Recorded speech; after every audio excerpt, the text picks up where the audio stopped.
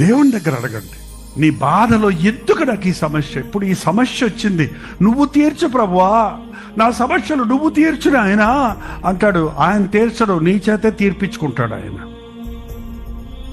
ఎప్పుడు కూడా దేవుడు ఆకాశం నుంచి ఏదో అద్భుతాలు చేయాలని ఎదురు చూడకండి.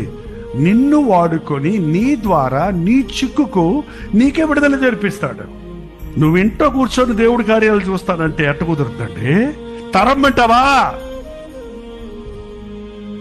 నా కుటుంబం జోలికి వచ్చిన వాళ్ళని తరం అంటావా? నా శత్రువును తరం అంటావా? పెర్సిస్టెన్స్ ఉండాలండి భక్తిలో. ఇంకా ప్రార్థన చేయమంటావా ప్రభువా పిల్లల కోసం? చెయ్యి. ఇంకా ఈయన మారుతాడని నమ్మమంటావా? నమ్ము. Never give up. ప్రభు దగ్గరకు వచ్చినప్పుడు ఏది వదలాల్సిన అవసరం లేదు. జవాబు వచ్చే వరకు ప్రార్థించు, శత్రువు చిక్కే వరకు వెంటాడాలి, జయం పొందే వరకు పోరాడాలి.